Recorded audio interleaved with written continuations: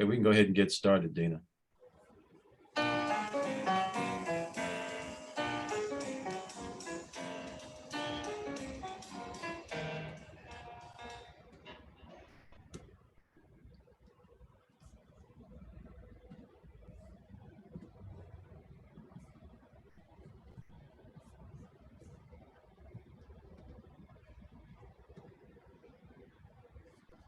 So good evening, everyone. Thank you for joining us for 100 Black Men Health and Wellness September event recognizing Prostate Cancer Awareness Month. I'm Reginald Miller. I am co-chair of the Health and Wellness Committee with 100 Black Men with my colleague, Dr. Gary Butts. And we have a 2-day program. This is day one. Next week, same time, same channel, Zoom channel. This week, we're going to talk about pre-diagnosis and issues that are associated with that from a mental health perspective, a medical perspective, and a perspective of physicians and prostate cancer survivors. And then next week, we're going to have after the diagnosis, things that you should know, particularly focused around mental health issues again, and then how to navigate the healthcare system. But for tonight, we're going to have this initial discussion. I would ask that everyone keep your lines muted until we get into the Q&A part of our program. And then it'd be great for you to get involved in the conversation. So we have an excellent panel to present to you. And I'll introduce the panel quickly, and then we'll get into our program. So first panelist I'd like to introduce is Brother Reggie Pittman. Reggie Pittman is a native of Ohio, Cleveland. He is a musical director, professional musician, and a producer. He has taught music in Ohio, New Jersey, and New York City. He has played for and been nominated for a Tony Award, has 2 Grammys, and was a featured soloist at Carnegie Hall. He has 2 albums, Point A to Point A, and Senescence. And Senescence is an excellent album. I've heard it myself, and I really suggested you all get a copy of that. His students are nationally acclaimed music professionals. Brother Pittman is a member of the board of 100 Black Men. And for this presentation tonight, he is also a prostate cancer survivor. So welcome, Brother Pittman. Thank you. Then we have Dr. Glenn McWilliams. Dr. McWilliams is the chief of robotic surgery at the James A. Peterson Veterans Affairs Medical Center in the Bronx, and assistant clinical professor of urology at Columbia University and Mount Sinai School of Medicine. He was named the James J. Peters Physician of the Year in 2018. He is a graduate of Columbia University College of Physicians and Surgeons, where he also completed his residency in urology. Dr. McWilliams is an active member of the American Urological Association, and significantly, he is also the president of the Manhattan Central Medical Society, which is a local NMA affiliate. Thank you, Dr. McWilliams, for joining us. Next, we're joined by Dr. Maurice Henson. Dr. Henson is the owner and CEO of MediRoots Medical Group, which is a telehealth-based primary care practice committed to providing equitable access to high-value primary care. Dr. Henson received his BA in neuroscience from Johns Hopkins University, his medical degree from the Drexel University College of Medicine, and completed his residency in internal medicine at New York Presbyterian Weill Cornell Medical Center. He is also the founder and advisor of the Black Latino Men in Medicine, a network of students, trainees, faculty, and hospital administrators created to combat the precipitous decline of Black and Hispanic male physicians. Welcome, Dr. Henson. And finally, Dr. Sidney Hankerson. Dr. Hankerson is an associate professor and vice chair of community engagement in the Department of Psychiatry, the Icahn School of Medicine at Mount Sinai. He is also director of the Mental Health Equity Research in the Institute of Health Equity Research at Mount Sinai. We call that IHER. His research focuses on reducing racial and ethnic disparities in mental health treatment. He is a nationally recognized expert at engaging faith-based organizations in mental health services and research. Dr. Henson, Dr. Hankerson, welcome aboard. So we're going to have two presentations, two brief presentations, followed by a panel discussion, one of the panelists, and then we're going to open up for community discussion. At the end of the day, this is all about us coming together, one, to educate ourselves around prostate cancer awareness. So it's important that we hear from you as a community. I would also like to invite anyone who is on the call who has experienced prostate cancer, either themselves or with a loved one, to join in the conversation to the extent that you feel comfortable and share your experiences. Because the more we hear from each other and understand the challenges here, I think the better off we will be. So, Dr. Hankerson, can you go ahead and start your presentation and begin sharing your slides, please?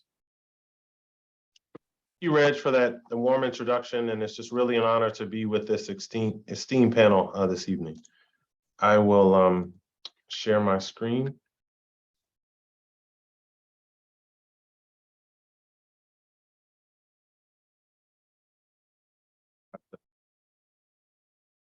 Your sound.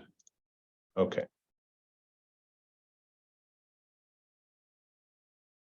Hey, can everyone see this? Yes. So today I'm briefly going to talk about the importance of engaging community as we talk about promoting mental health in Black men. Dr. Miller. Dr. Hankerson, Yes. you are in presenter mode. Can you go into like the view mode?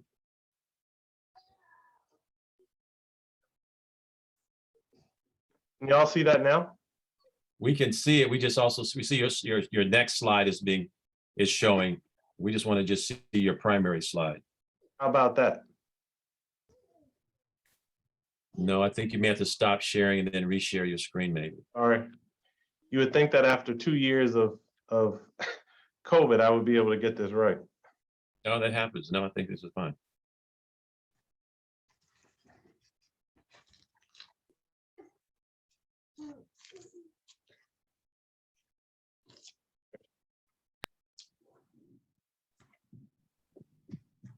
Welcome.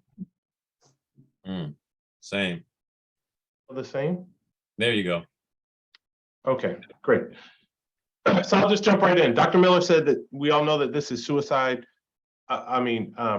Cancer Awareness Month. It's also Suicide Prevention Awareness Month. So there's a huge connection between mental health and prostate cancer.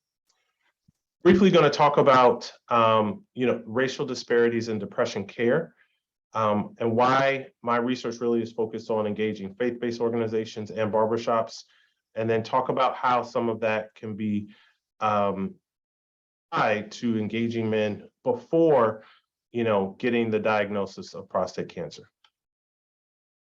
We know that nationally, the rates of depression and of anxiety have gone through the roof, especially in the Black community after the murder of George Floyd.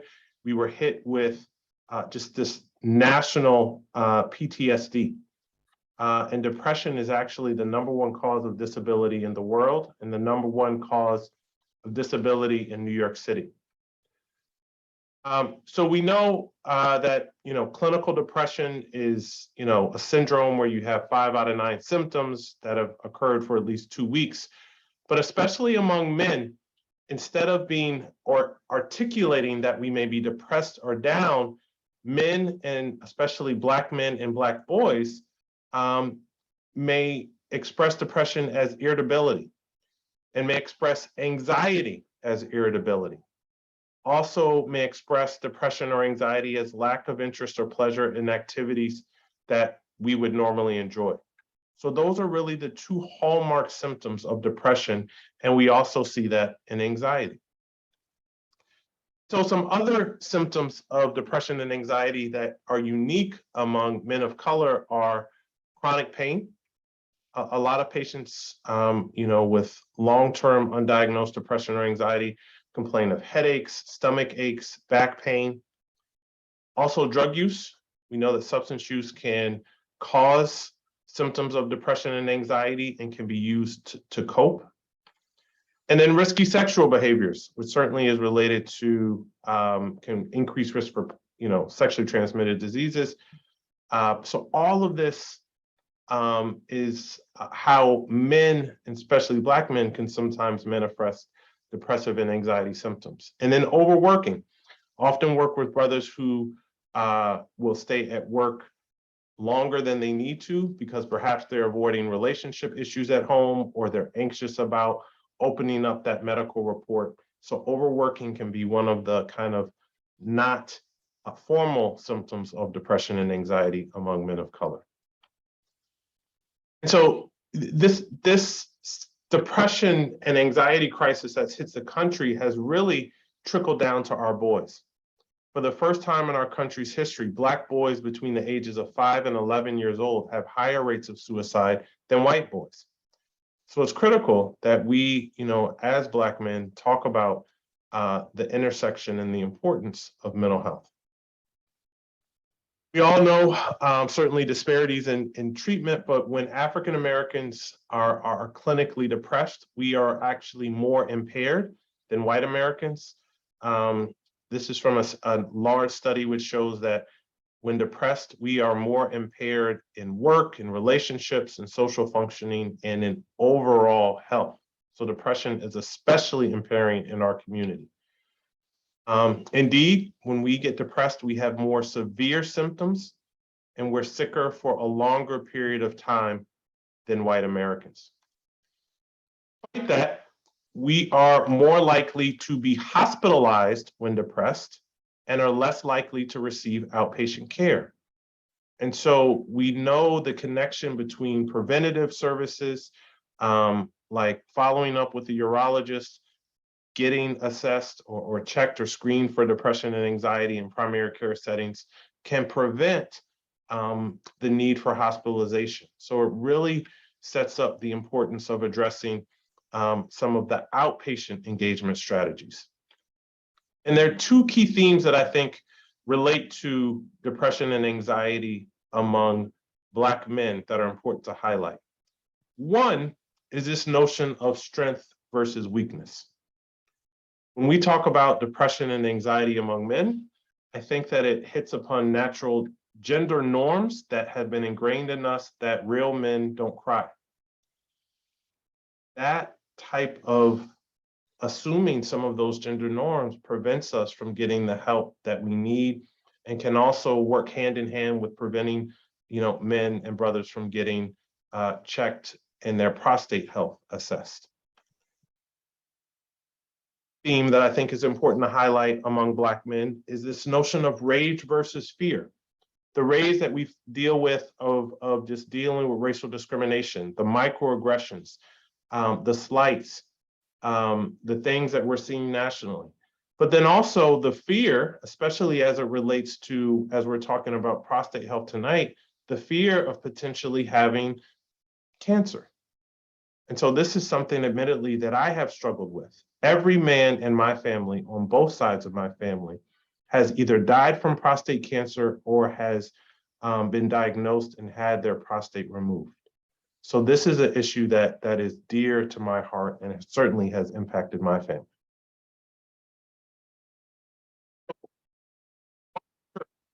Are we thinking about like alternative ways of engaging men instead of just encouraging people to primarily go to the doctor? Well, as we know that in our community, it takes a village to raise a child. When it comes to thinking about mental health and prostate health potentially as well, we know that our clergy, faith leaders, are really frontline healers. This study shows that when people are first depressed, when they first get depressed, who they seek help from more often than their primary care doctor or their psychiatrist are clergy.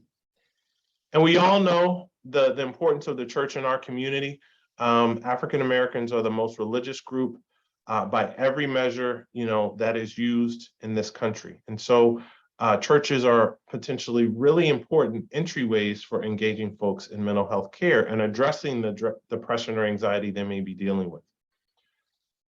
There are important barriers to acknowledge as it relates to providing church-based care or engaging churches or other community settings. One is stigma. We talked about the relationship with gender norms, especially as it relates to faith-based settings. There's this notion that depression or anxiety could be due to sin or just because you don't have enough faith. And then certainly there's a growing realization of religious trauma among folks who identify as LGBTQ+. And obviously, folks who are not engaged in faith-based organizations, this is not going to work for. So I actually, my team did one of the first projects where we screened folks for depression with a validated instrument called the Patient Health Questionnaire 9. This was the first church-based depression screening study ever conducted. And we screened at 3 different churches, one in Harlem, one in Brooklyn, and one in Queens. We screened 122, adults across these 3 churches. You see nearly half of our sample were men, and the average age was 54 years old. I want to highlight for you the fact that more men across these 3 studies, these 3 churches, were currently depressed, had a positive depression screen on the Patient Health Questionnaire 9 compared to women. This was a shocking finding because in nearly every study that's been published around the world, women have 2 times the rate of depression than men. And when we dug a little bit deeper, we realized that the men that we engaged, they talked to us and they told us that they felt safe in the church, they felt safe being around other brothers, and the issues they were dealing with were finances, relationship, and uncertainty about their health. Many of them were uninsured. So they had many questions about not knowing about their health status. And certainly that is important as it relates to prostate cancer and screening. So the last part I'm going to leave you with is just really and to leave you with a key community partner that we've been working with at Mount Sinai and lay the ground for a program that will be happening shortly to really highlight some of the ways that we will screen for both mental health and prostate cancer in the community through principles of community engagement. So community engagement broadly really emphasizes equal partnerships between the healthcare system and community stakeholders, and it links research with policy as a way to create sustainable change and address the institutionalized racism and other barriers that we face. This is the coalition that we created in Harlem and that we're in the process of bringing over to Mount Sinai that is diverse, and we would love to engage more brothers. So I have a shameless plug. If any of you are interested in joining our coalition, it's an open group. We're focused on reducing disparities in mental health and promoting health in our community. Please, let me know. Our main community partner is the Hope Center, which is actually affiliated with First Corinthian Baptist Church in Harlem. And I have a quick video to highlight some of the work that we've done in partnership with the Hope Center, and where the pastor is very transparent about some of his own mental health challenges, and I think can be a model for how we as men can talk about some of our challenges, talk about even our fear before we get screened and assessed for prostate cancer. I'll share that now.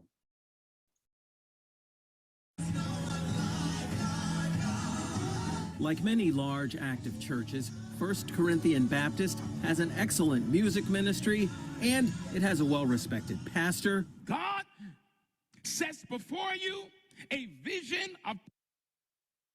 Oh, sorry.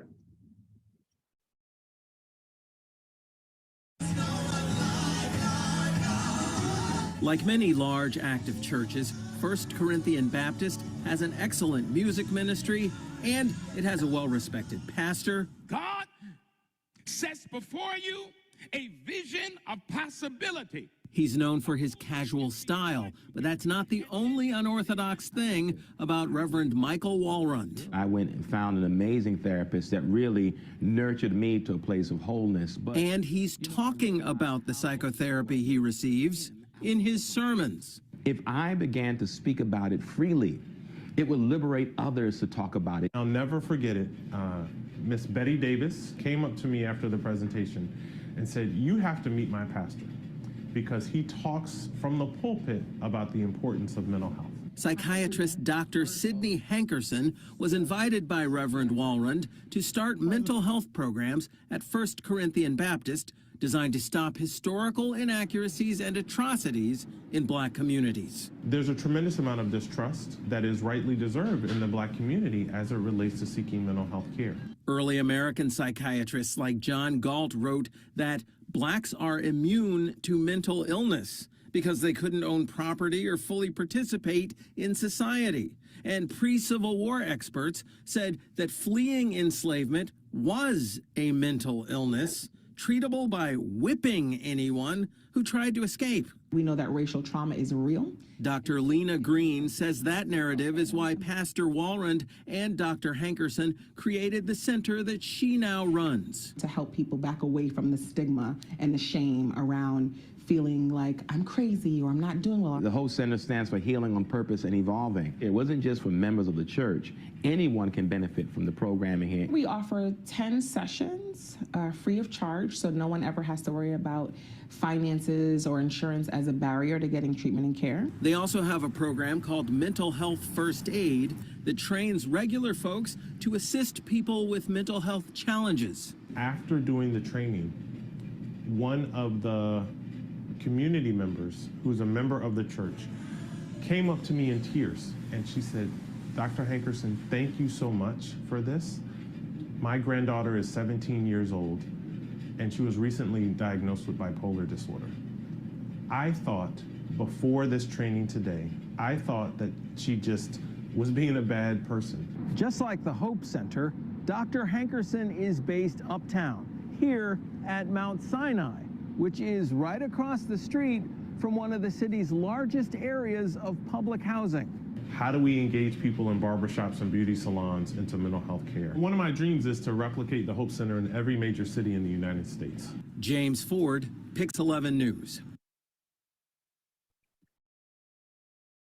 And the last thing I'll share is the Hope Center is actually having a wellness and self-care fair Saturday, September 4th. We really want to make it holistic health, prostate. That we're actually having a program at the church tomorrow to talk about and engage men about the importance of prostate cancer screening.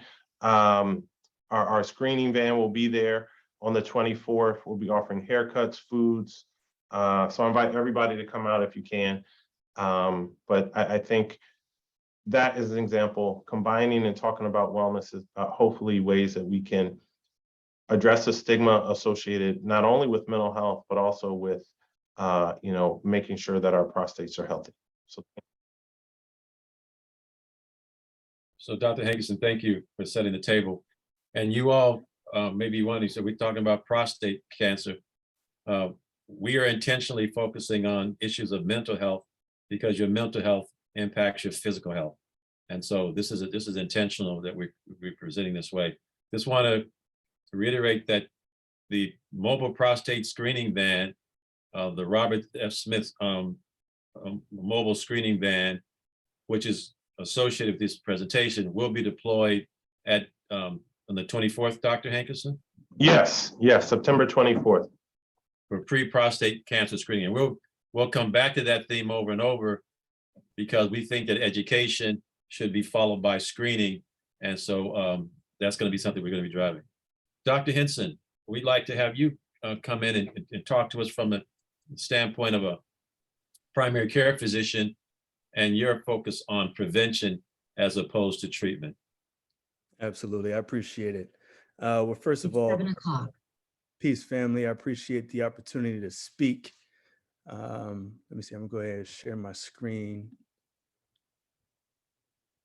just to note, I have far more slides than what I'm actually going to speak extensively on, but I'm I'm gonna leave all the information here because I'm sure it's going to be passed around. So I just wanted to make sure that I had everything down that was necessary. So I'm going to discuss tonight sort of a guide to what I consider to be integrative wellness with the emphasis on prostate health and disease prevention. And what I coined as integrative wellness is more or less a mind, body, and spirit approach to our overall health, which recognizes the interconnectedness of the mind, body, and spirit and addressing the body as a whole rather than compartmentalizing it by organ systems, in a way of leveraging evidence-based Western as well as traditional medical practices. Just a note, prostate cancer is nearly 100% preventable, all right? But it's because of poor choices and poor nutritional and behavioral choices, as well as continuous harmful exposures that renders us susceptible to developing disease. And so what I hope to accomplish tonight is to briefly discuss the conventional medical paradigm with a unique twist on what I consider to be my own wellness perspective, as well as touch on what I see the future of preventative medicine to be. So the conventional diagnostic and treatment model shows that you have disease that then leads to physiologic and structural changes and eventually leads to symptom expression. It's typically the symptom expression that then leads us to start evaluating some of these biomarkers. And this is where Western medicine really does a great job in terms of its diagnostic capacity. Unfortunately, at the time where we start to exhibit symptoms, we're left to treat those symptoms. And that's where I see part of the downfall is rather than treating the underlying source of disease, we treat the symptom. Preventative medicine, on the other hand, employs the use of annual wellness checks and screenings to reduce disease progression prior to symptom expression. And so when it comes to prostate health and prevention, we can sort of formulate it in terms of who's at greatest risk. So those over age 50, and these are some of your more primary risk factors, all right? Men over 50 of African descent with first degree family history of prostate cancer, and those who have an elevated BMI.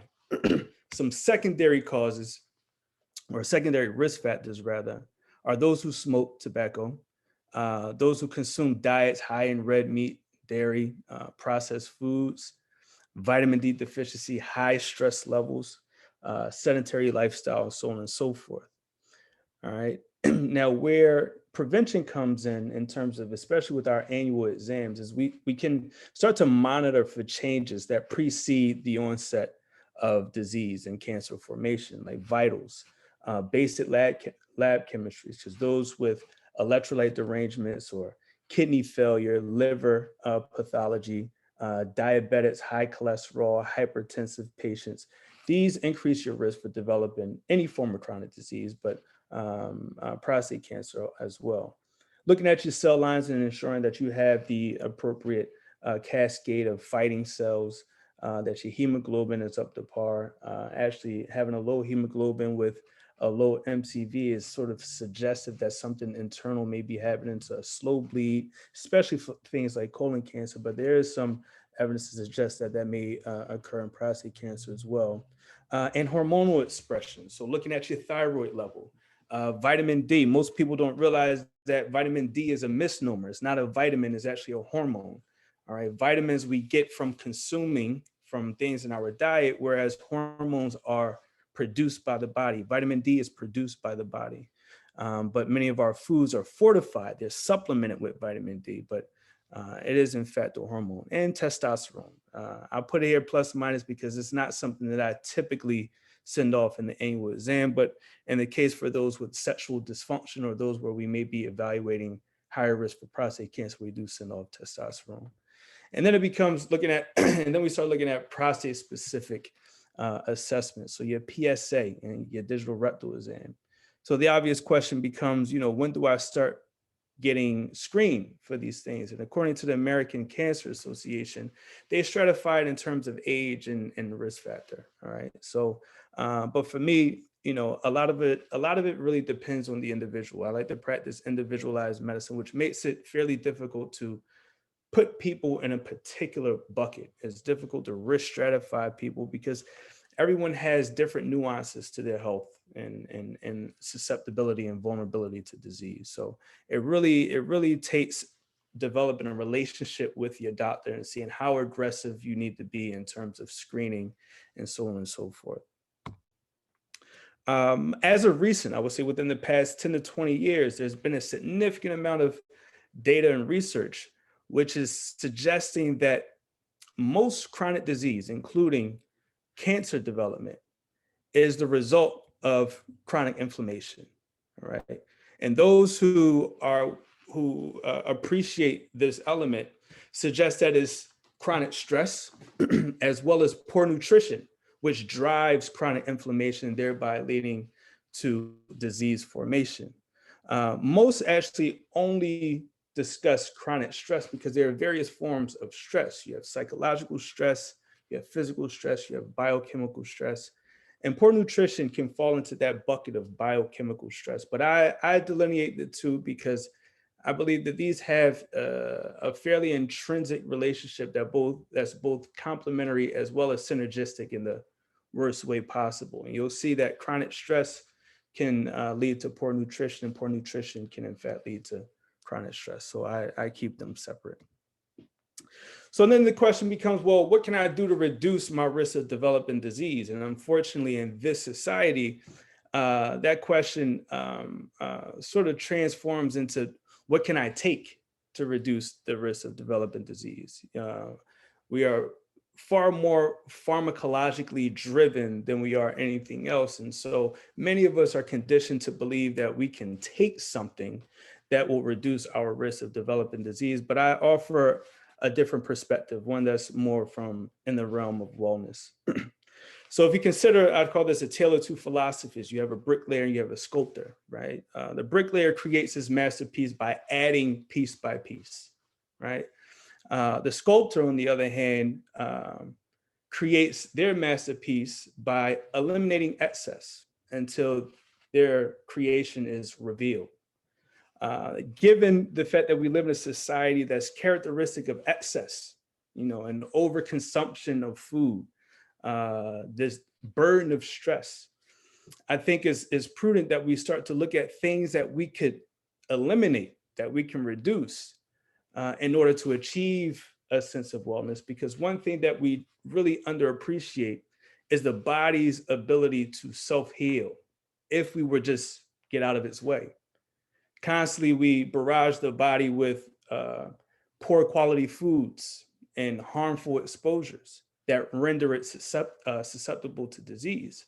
However, if we find a way to eliminate these elements, we'll see the true nature of the body's healing capacity. And so I often say that we should adopt more of this sculptor philosophy when it comes to wellness. And so if we go in and look more specifically at these elements that drive disease, namely chronic stress for one, it's best to understand the whole sort of pathway, this stress pathway. For one, is driven by your sympathetic system, which is part of your autonomic nervous system. Now, your sympathetic system is your fight or flight. It gets you ready to run, gets you ready to fight. It's the stress axis of your body. And we can see here some of the physiologic responses to sympathetic activity, like increasing your heart rate, inhibiting digestion, decreasing blood flow to your reproductive system. All right. And it does this through what we call the HPA axis, from the hypothalamus to your adrenals. And one of the end products is cortisol, which is a steroid. Okay. Now, when you have an overexpression of this steroid, you get some pretty common pathologies: high blood pressure, elevated blood glucose, which chronically leads to diabetes, decreased immune function, rendering you susceptible to disease, obesity, depression, irritability, erectile dysfunction. All right, so we can see how chronic stress leads to pathology. Now, when it comes to some of the stress reduction strategies, we just listened to a presentation by Dr. Henson, and he talked about how gender norms sort of are the foundation for this toxic masculinity, where we sort of exhibit this immense pride, you know, that we don't need to seek help, that we know what's going on, that is weak to admit that we're sick, that we're afraid to know, and then having, you know, such an ego and stubbornness to refuse to go see someone.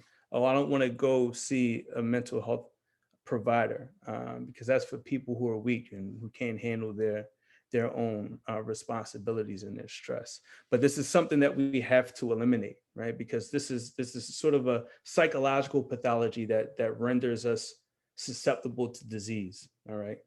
And that's just poor sleep hygiene. I can't stress this enough, because sleep is the restorative element of our being. All right. And one of the things, or several things that we can do to improve the quality of sleep, is reducing our caffeine intake, especially later on in the day, reducing our screen time. There are a number of studies that show that watching television, working on our phones, laptops, that actually changes the brain waves that allow us to enter into a sleep state. So decreasing your screen time around bedtime. Electrical appliances. So I'll speak in a little bit about how electromagnetic frequencies alter our brain waves as well, and how the presence, just the sheer presence of electrical appliances in our bedroom, alter those brain waves. All right. And then some more poor habits at night, like eating late meals and snacking. And again, if you're eating late in the evening, now you have more energy dedicated to digestion rather than sleeping and restoring the body. All right. So we have to eliminate the late meals. Another thing to eliminate, as we spoke earlier, is poor dietary habits, especially those that induce gut inflammation. I'll go into this a little bit more. Large meals, again, if you're spending a significant amount of energy digesting, that's energy being taken away from restoring. Okay. And I know we all have different words and so on and so forth to describe the feeling that we get after we eat, but most of us get tired. I remember doing research at the Children's Hospital, and I got into an elevator, and these two researchers were talking about how tired they were after they ate. And the guy said, you know, this postprandial narcolepsy is really doing me in. And I say, you know, where I come from, we just call that the itis. I get it though, you know. But yeah, it's something that we have to consider when we talk about stress reduction. And again, the late meals. And you're going to see, I'm going to hammer in this fact about, you know, our gut health and how important that is to our overall wellness. And lastly, I'm going to leave you with what we can incorporate. Well, I'm not going to leave you just yet, but just on this slide, getting a mental health provider and or energy healing. I'll go into that a little bit about the energy healing. Natural sleep aids. So sound, there's certain frequencies of sound that help to induce our sleep state. And I'll talk about that also. Consuming more of a plant-based alkaline forming diet. And increasing our fiber and water intake to facilitate regular bowel movements. Again, I can't stress enough the importance of gut health when it comes to stress reduction and our overall health. In fact, I'll go into it now. So there's been sort of a wave of studies, and now the media has sort of gotten behind this concept that a healthy gut is a happy brain. And a lot of it derives from the fact that we have bacteria within our gut, when functioning properly, actually aid to support our overall health and sense of well-being. And it does this by way of having a direct connection, both neuronally and hormonally, okay? So we have a direct connection between the brain and the gut. It helps to actually increase peristalsis, which is the contraction of our bowels, which moves our fecal matter. It helps with the absorption of nutrients. And then those signals go back to the brain and either excites or inhibits our pleasure centers, for more or less. But when this is altered, when this is dysfunctioning, it can result in a number of neurodegenerative and neuropsychiatric pathologies, namely Parkinson's, Alzheimer's, depression, anxiety, stress, and so on and so forth. And what I want to note here is the production of 5-HT. 5-HT is serotonin. Okay. Now, some of you may be on antidepressants or know people who are on antidepressants. Some of the largest, some of the most popular medications that we give for depression and anxiety target serotonin in order to increase its level. And what most people don't realize is that the overwhelming majority of serotonin that the brain uses is produced in the gut. All right. So if the gut is not functioning appropriately, it's not producing adequate serotonin that the brain then uses in order to improve our mood, decrease fear and anxiety, increase feelings of relaxation, focus, learning, clarity, and it disrupts our digestive system. Okay.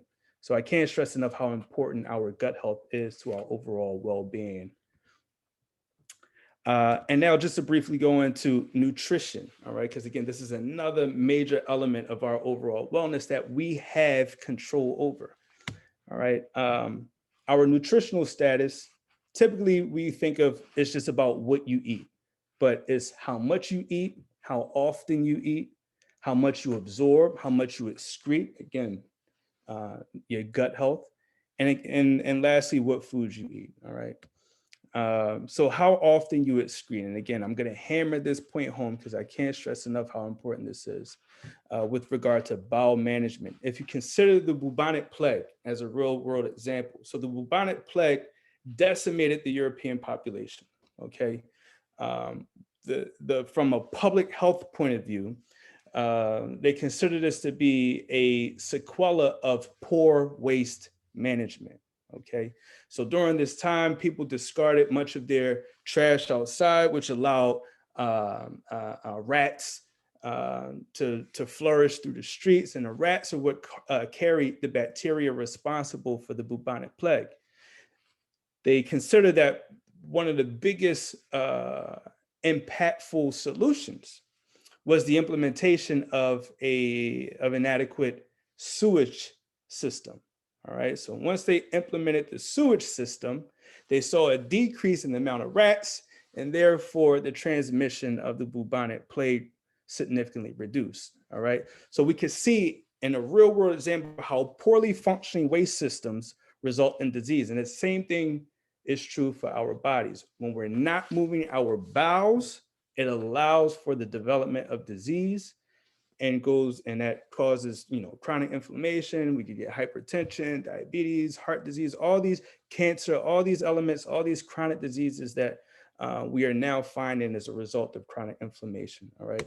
So we have to eliminate constipating foods, alcohol, dairy, red meat, processed grain. And I'm gonna go in a little more about this situation with dairy, that it does a body good, because it doesn't. All right, especially for Black people, people of African descent and Asian descent. All right, I don't know how many people followed Dr. Sebi when he was around, and whether you believe them or not, but he was right about one thing, and that was the fact that we need to be consuming more of a plant-based alkaline diet. All right, and what we're discovering more recently is that foods which have a high acid forming capacity, we call it potential renal acid load, are associated with chronic disease. And there was a study published recently that showed that diets with a high potential renal acid load was associated with increased prostate cancer risk. All right. And the diet that's most notably known to be a high potential renal acid load diet is the American, otherwise known as the Western diet. Our diet that's high in meat consumption, processed foods, dairy, all right? And that plant-based, and alternatively, or conversely rather, plant-based diets are associated with better health outcomes, okay? Yeah, here's the slide. Milk does not do the body good, especially the prostate. Okay. And just when you think about it, just practically, right? Cow's milk supports the growth of a baby calf into a 2,000-pound adult cow. Okay. Like, just think about that. Like, it doesn't make sense for a human to consume a cow's milk. All right. We are the only species which consumes milk beyond infancy. We're the only species that consumes milk from another animal. It just doesn't make sense. All right. And most of the benefits that you get from calcium, from dairy, is the vitamin D and calcium. Vitamin D is not naturally found in cow's milk. They put it in. They've been doing that since the 1930s in order to reduce rickets, all right, which is a disease of vitamin D deficiency. And the calcium that's contained in it, they found that it's actually that those with lactose intolerance, which can be from anywhere from 60 to 85% of people of African descent, and up to 95% of people of Asian descent, lactose intolerance actually reduces calcium absorption from cow's milk. And so the benefits that they're saying that are contained in dairy is actually not valid, especially for those with lactose intolerance, like Black people and Asian people. All right. So we should not be, long story short, we should not be consuming dairy. And just to hammer this point home, this is why. This study just came out just a month ago, okay, which showed that consuming dairy can increase your prostate cancer risk by up to 62%. All right. And I'm sure that if we did a subgroup analysis looking specifically at the Black people who were in this study, we would see that to be even higher. All right. So any patient that comes to see me and we develop our wellness plan, I tell them right out the gate, there has to be a hard stop with dairy and red meat. Every patient. All right. It's difficult. It's more difficult for some, especially with cheese. But I will tell you, cheese is one of the most highest acid forming foods that we have. All right. We have to stop eating cheese and all other forms of dairy. We have far better alternatives. Okay. There's a list of some acidic foods. I do want to point out tofu. A lot of people think tofu is healthy. It depends. All right. Tofu that's processed with nigari, if that's how you pronounce it, is actually acidic. But if it's prepared with calcium sulfate, is actually slightly alkaline. So this highlights how important how we process our foods are with regard to our health. All right. And now I'm going to conclude with, what I see the future of preventative medicine becoming.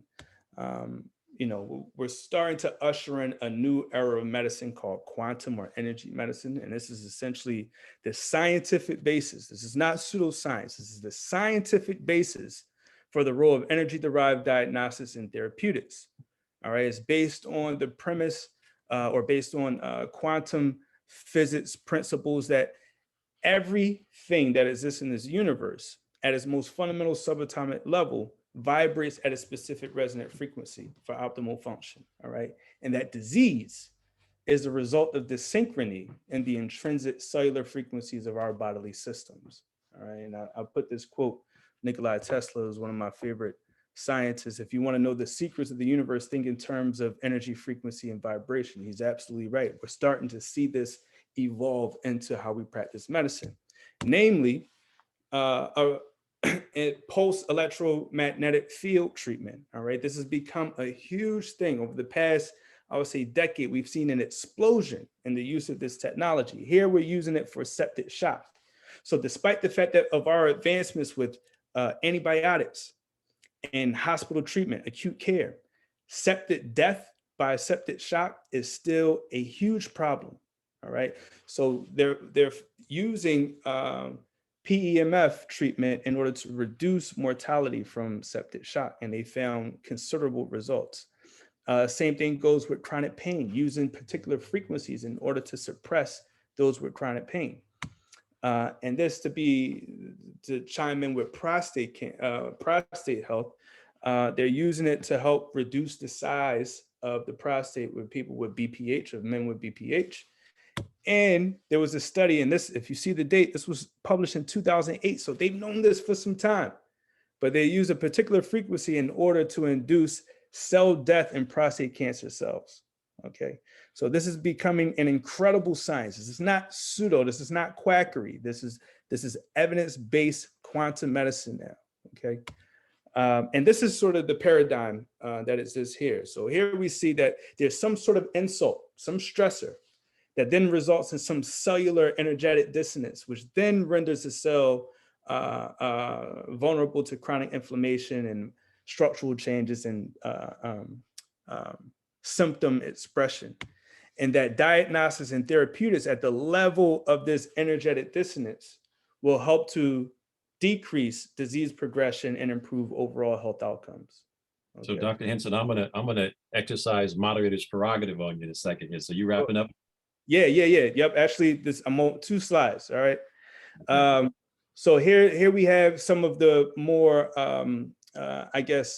more popular energy therapeutics, and we don't quite know why these therapeutics work, but we just know that they work. But some of the most recent evidence shows that each one of these energetic therapeutics dampens the sympathetic system, the stress pathway, and activates the parasympathetic system, all right? And the parasympathetic system essentially does the opposite of what the sympathetic system does, okay? It increases relaxation, decreases heart rate, decreases blood pressure, blood glucose, improves sexual function and cellular repair. And a lot of this is done by the vagus nerve, all right? So just to conclude, this is what I see as being the integrative wellness summary. First is developing a healthy mindset. Everything starts from the brain, all right? So eliminating those toxic thoughts, setting intentions, and believing in the power of self-healing, all right? It's all about intention and belief. Engaging in primary care. Obtain a trusted primary care doc, all right? Get a mental health provider and or an energy healer, if not multiple, all right? Engage in your annual screenings and create a wellness plan. Create a nutritional plan, one that eliminates dairy, red meat, eventually reducing the amount of meat consumption overall, and possibly working with a holistic nutritionist. I actually find these to be some of the most incredible people that I've worked with on a professional level. Optimizing your waste system, increasing your fiber intake, water, all right? Eliminating the constipating foods and drinks, and then implementing proper sleep hygiene, okay? Reducing screen time and being consistent with sleep patterns, and eliminating a lot of the electronics in your bedroom, all right? So that concludes my presentation, and I'm looking forward to the discussion that we have afterwards. Dr. Henson, thank you very much. You all can see that we have passionate presenters here, and I'd like to just emphasize that we're called the Health and Wellness Committee with a particular focus on wellness. Oftentimes, the wellness aspects of health are not emphasized enough, and we're going to emphasize that as we go forward. Dr. McWilliams will be our next medical professional, final professional. Then we're going to get into a discussion, which is going to be led by Brother Pittman. So, Dr. McWilliams, if you could stop sharing your screen, Dr. Henson. Yeah, there we go. Well, I really won't take up much time because I didn't realize it wasn't expected me to necessarily have slides, but just in terms of, we're talking about before maybe even being diagnosed with prostate cancer, what things may lead up to it. And many people know about the digital rectal examination, which that already creates somewhat an aversion for many minority men, Black and Hispanic, to even get checked. And they think that, by going and getting checked, it's going to come down to getting a digital rectal examination. Even if they forego that, the PSA is still the thing that we use most to diagnose prostate cancer. And I just wanted to just share this one slide, which in and by itself, oh, where is it? Oh, wow. Well, that's right.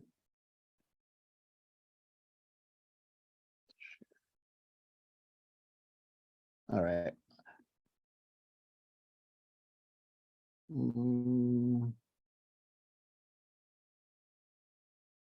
I'm having a problem. So anyway, I won't.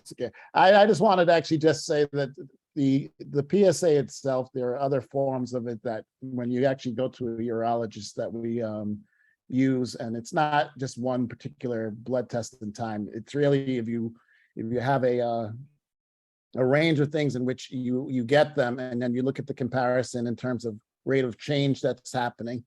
So if it's better to have as many PSAs as possible, and if you determine that and get that, especially as an African American, starting even as early as 40 or 45 years of age, then you'll have a better determination what it means by the time you're 50 or 55 if the number is elevated. And then there's also comparative things that look at the actual size of the prostate itself. But the other thing that's something that's happening now is we as urologists really employ a particular MRI study called the multiparametric MRI. And it's done with a particular MRI scanner. So it has to be a 3 Tesla MRI, not just a 1.5, because many imaging places will actually allow patients and say, okay, we'll do a prostate study, but it's not really adequate to get the appropriate thing. And that one that you have with a 3 Tesla gets generated with a reading on it on a thing called PIRAD score, which ranges from 1 to 5. And if there's a 4 or 5 PIRAD score, then there's a lesion in the prostate that's actually worth biopsying. It correlates with a significant prostate cancer. So even if you have low-grade prostate cancer, generally the MRI is still okay. And it's most useful in picking up those that are a little bit more aggressive, such as the Gleason 7. So the take-home point of all of that is just that I'm trying to make a push forward, and as many urologists are, that if you're Black, because you're at a higher risk, this is like a family member is, besides just going right after the biopsy, if the PSA is elevated, really push for your insurance company and the doctor to push for you to get an MRI, because it's a visualization study that actually delineates certain areas of the prostate that we don't necessarily always biopsy. And if it actually happens to be normal and your PSA is borderline, then it's a good rational that you might actually just want to wait and watch and repeat and follow the number. And once again, watch that rate of change of the PSA over time. So with that, I'm going to leave it back to you, Reg, and you go ahead so that people can get their questions in. Yeah, and thank you for being brief, Dr. McWilliams. I just want to ask a quick question, and Brother Pittman, I want you to chime in with your personal experience. As a practicing urologist, what's your perspective on the mental aspects and the preventive aspects around prostate health? And we talk a lot about prostate cancer and what are we going to do in this interventional side. But I'd like to hear your perspective on the preventive side and what we can do around that as far as Black male health. Right. So one of the things that's always been a hot topic, although very poorly studied, is these racial disparities in any disease. And one of the largest one in any cancer is actually in prostate. So then the focus has somewhat been towards looking at genomics and genetic things and factors and all of that, which is still a possibility and everything else. But stage for stage and disease for disease, if white and Black men are diagnosed with the same type of prostate cancer and you get treatment, they both do well. But getting to the preventive side of it, the thing that's more of it's raw, the race is more of a construct, and that's a social determinant of health. And that because of slavery and also poor socioeconomic level, poor treatment, and things like that, and also just even poor relationships with the majority of white medical profession, that oftentimes will prevent patients from making good, healthy choices. So I'm very much an advocate about the healthy diet, and I agree with him 100% on that, and doing preventative things. When these patients come in and they talk about exercise, certain vitamins, certain things, also a low-fat diet, avoiding red meats and the vitamin D theory, I'm 100% for that. And then on the mental health side of things, one of the things that the VA doesn't get enough credit for, because oftentimes you hear about a veteran committing suicide and that happening, but they really, almost every patient there is offered mental health services, and a lot of them make use of it. And any patient that I have working up, particularly for any type of malignancy, I make sure that they go see their mental health provider, and if they don't have one, I make a referral to them for that, because I said the best thing that you can do is we should get through this together, and any bit of added stress in your life is not going to help your immune system to fight cancer, which is like fighting any other disease or cold. Thank you. And Brother Pittman, as a survivor, I think and an advocate for wellness, we've talked about that many times. We'd like to hear your perspective on what you've heard and share some of your personal experiences, please. All right. Well, thank you for having me. I am a prostate cancer survivor. I'll give a little brief history of my story. But before I do that, I want to say thank you to Dr. Hankerson, Dr. Henson, and Dr. McWilliams. With depression, that's a major issue in our society, especially among African Americans.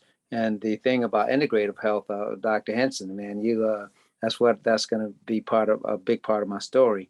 And Dr. McWilliams, I appreciate you with the urology as far as agreeing to the nutrition part of it.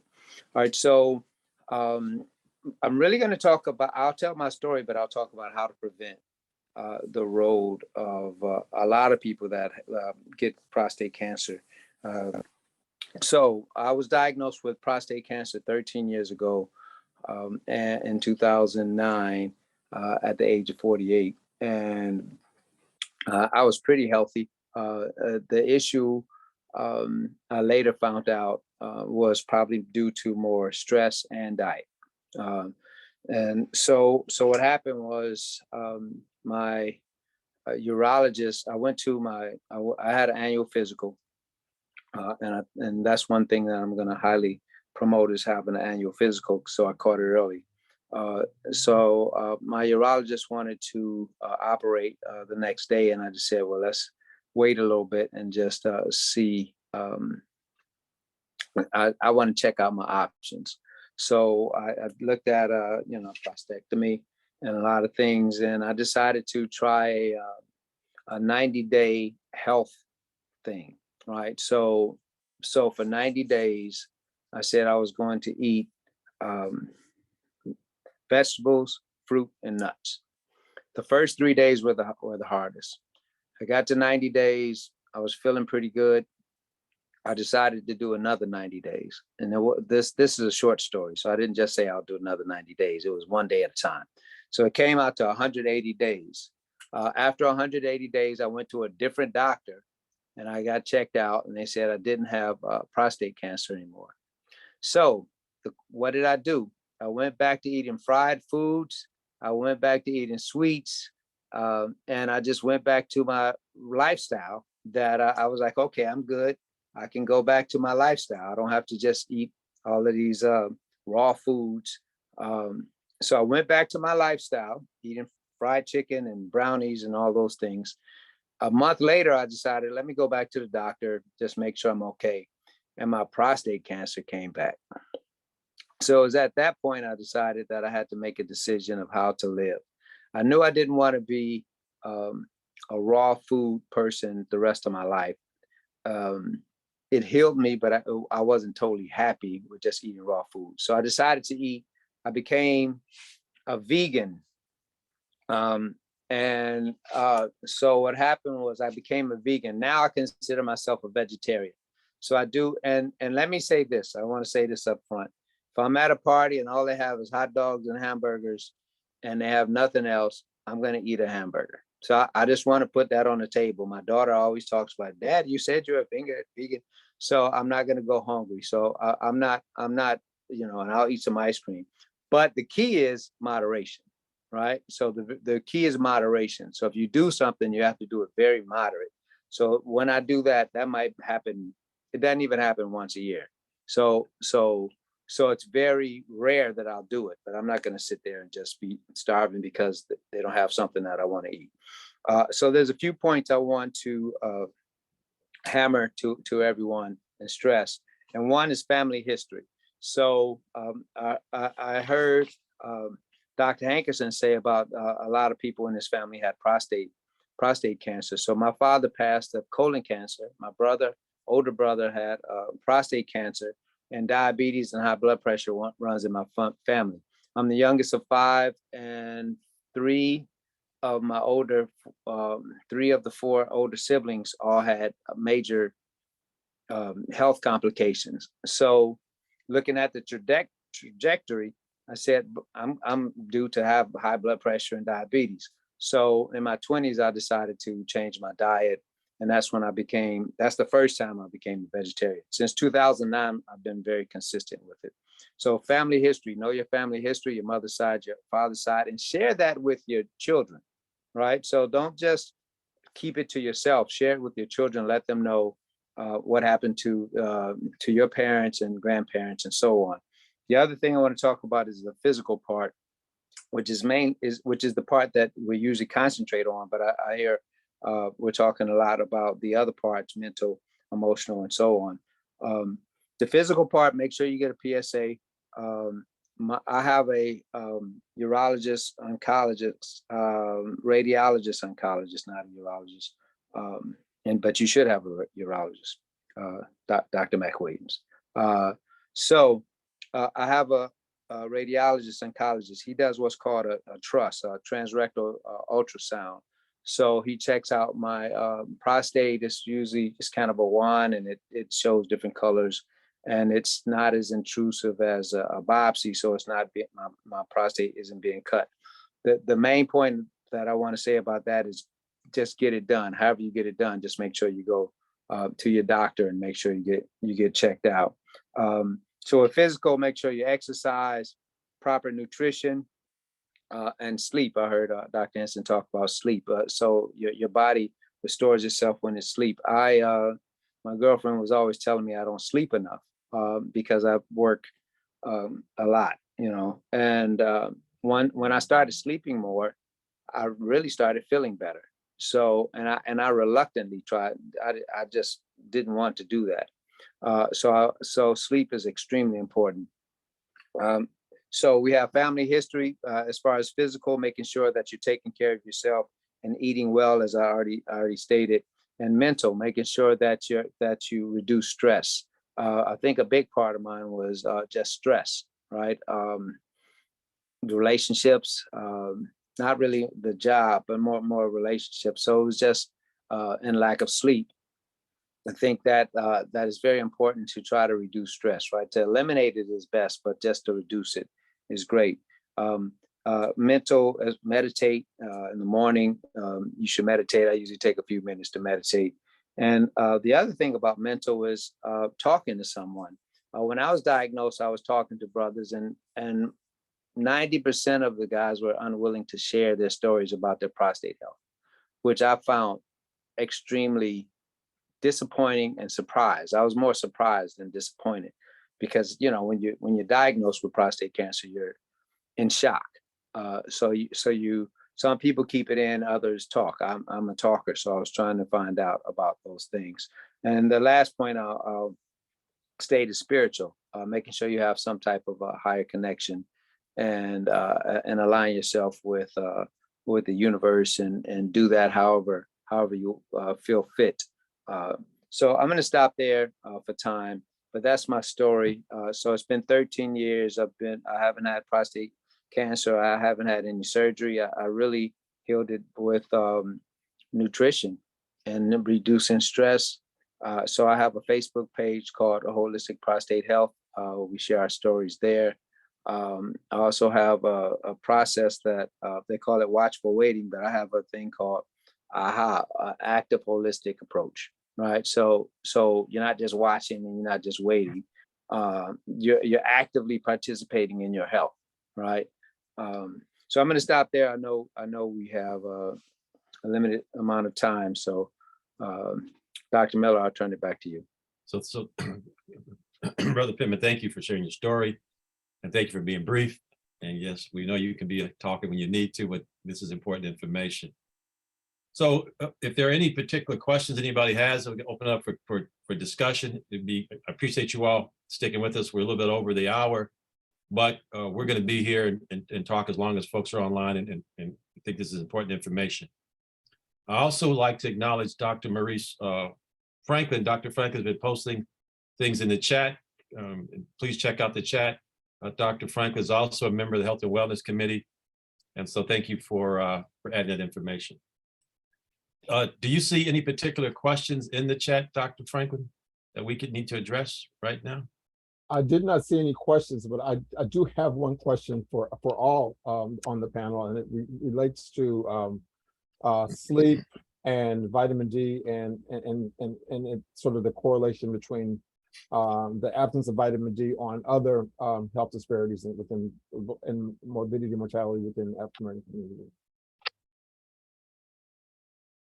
So any one of the panelists can answer that question, but I know that you guys talked about that throughout the panel, but let me just go a little bit further. So I know that NYU is actually conducting a study right now among African American over the age of 50, but they are now beginning to see a link between the vitamin D deficiency in adolescents and preschool children and within our community. So I think that there's a even deeper connection to examine as it relates to other health disparities within our community. Yeah, I could chime in really briefly. I think a lot of this, a lot of what I see, our issues when it comes to disease, is actually it's far more practical than we give it credit for. So when you consider that Black people, and we're Black people because of the degree of melanation that we have, right? You have to understand that when we remove ourselves from the sun, and we no longer are able to synthesize. So let me take a step back. So vitamin D is synthesized by the body from sunlight, all right? When we have particular sunlight, particular UV radiation from the sun that hits the surface of our skin, it catalyzes a reaction which produces vitamin D. Again, vitamin D is not a vitamin, it's a hormone. The difference between vitamins and hormones, vitamins you get from your diet, hormones are produced by the body. Your body produces vitamin D from interacting with the sun, all right? Now we develop melanin as a form of protection against the harmful UV radiation from the sun, okay?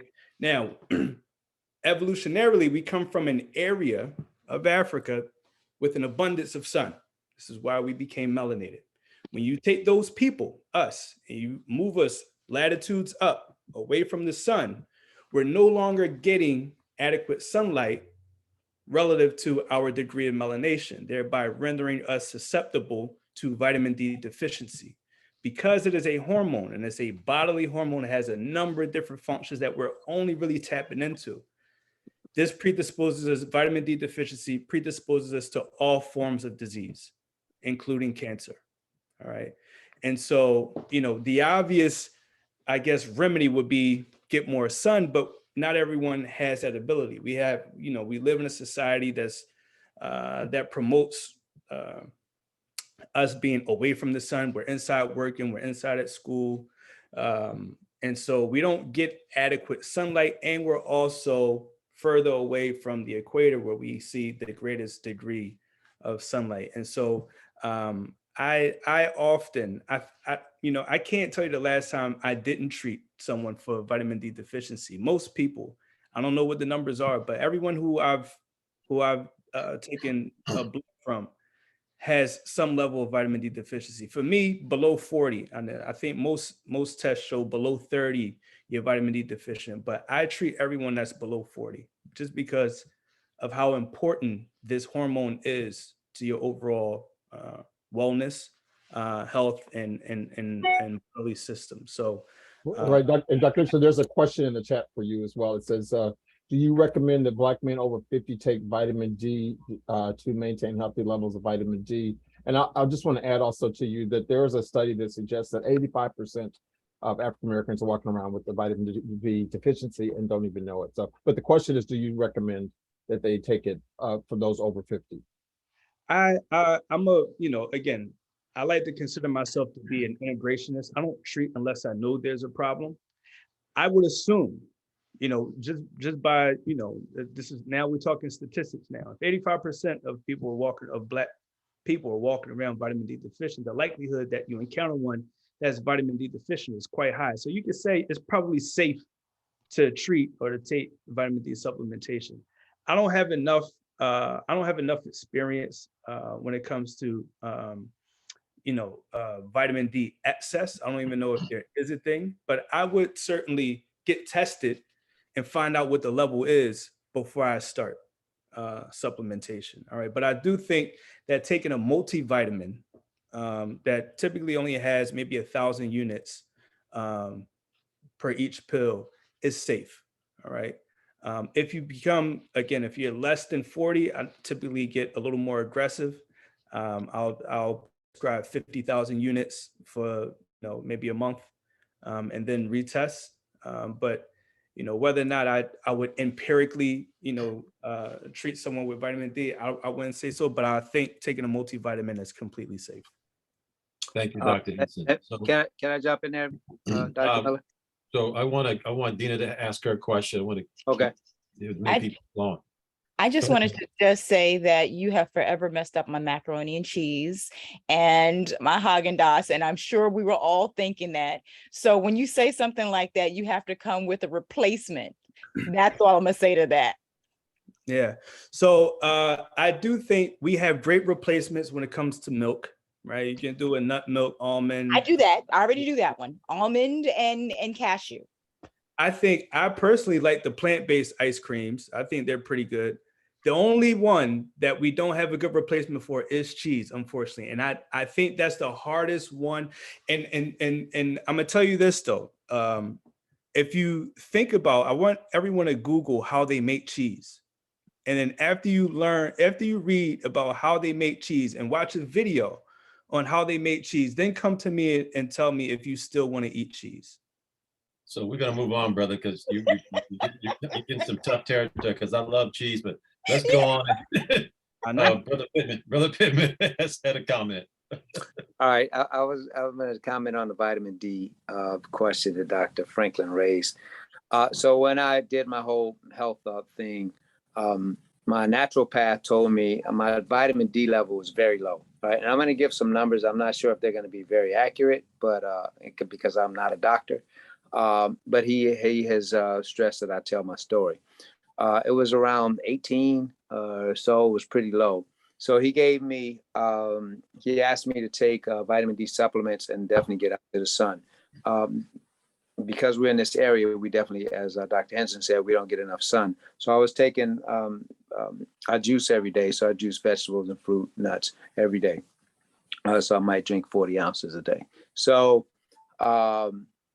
what happened was my vitamin D level, and I'm probably thinking after 6 years or so, and I would go to him every year, as well as to my other primary care. So I had a Western doctor and I had a naturopath. So my levels went up to 140. So I said, was it too high? My thought was, well, too high should be good. And he said, no, it should be at a certain level. So he said, too high is not good and too low is not good. Just like everything, the range is what's important. So he made me take my vitamin D level down. I don't know if any doctor wants to comment on that, but that was my experience. So I've been making sure I spread that information that was shared with me by two different doctors. One was a naturopath and the other one was a allopathic doctor. So I want to bring this back to our mental health professional and also our practicing urologist to get you all's perspective on what you've heard here,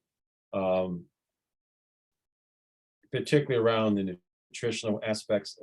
And Dr. Henson, if you could just talk about the role of nutrition in mental health, and in how that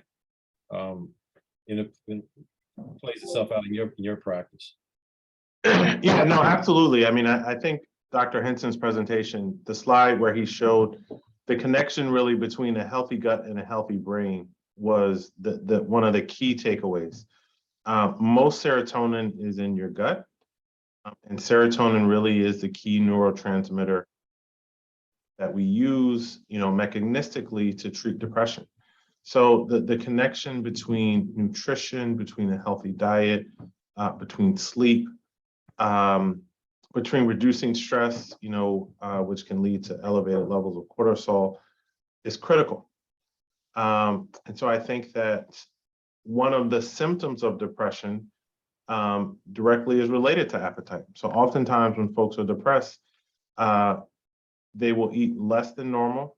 But in our community, when we get depressed, we go for those comfort foods. We go for the high inflammation foods. We go for the Haagen-Dazs. We go for the cheese. We go for the peach cobbler. We go for the fried chicken. All of that are high inflammation diets that can, in the moment, give you pleasure because they're salty and sweet, but long-term can negatively impact your mood. Thank you. And Dr. McWilliams, you're on the treatment side, but from a preventative perspective, as a urologist, and as we start talking about making sure that you see less Black men, what would you advise, and what are your takeaways from what you've heard tonight? I think it all starts really with good preventive and primary care, that we all need to be there, that many things, because of the way society has been and the history that we have in this country, we're starting out at a disadvantage. We're oftentimes given to either these food sinks, and then there's poor choices there, and that it keep getting propagated forward. So the more salt that we're, as Dave Chappelle was saying, the thing that kills more Black men in the country is salt, and these are things that we can control, our salt and sugar intake, our weights and things. And although that, a lot of young men tend to be relatively in good shape, they're still thinking that they can get away with eating improperly with the salty and sugar-filled diets. And then also they're not taking certain vitamins and certain other things like that. It's going to put them at risk for diseases that are preventable. But the main thing is just go get a wellness checkup, starting from an early age, because if you are diagnosed with something, the best thing is that it's early found and early treated and remedied. And then oftentimes actually might even be reversible. I mean, Eric Adams is a good example for that, as he talks about his diabetes and other things and how he lost his weight and was able to reverse a lot of health consequences that he was exposed to and dealing with. Okay, so you would be the last word. I just want to thank everyone for sticking with us and participating. One more plug for getting screened. The African American Parade, African American Day Parade is this Saturday. Sunday. This Sunday. It's Sunday. Thank you, Tina. And the mobile prostate screening van will be deployed. I think it's going to be either 138th or 137th. For those of you who are going to the parade, screening is free. So take advantage of that opportunity and the information that you've heard here today. Spread it with your family and friends, and hopefully we can encourage them to get screened and know their status. I want to thank the speakers again for a lively discussion and information. We believe that education, health literacy is key to health quality. And so that's something that we're trying to do as a Health and Wellness Committee, is to really focus on health literacy. This is part one of these presentations. Part two will be next Thursday, same time, same Zoom. And we're going to focus and do a deeper dive into issues around how do you respond to a positive diagnosis and navigate the system to make sure you have the best outcomes possible. So until next Thursday, take care, have a good evening, and hopefully we'll see you and some of your friends next week. Thank you all. Good night. Thank you, Dr. Miller. Good night, everyone. Great job. Good night, everyone. Good night, everyone. Thanks, guys. Thank you.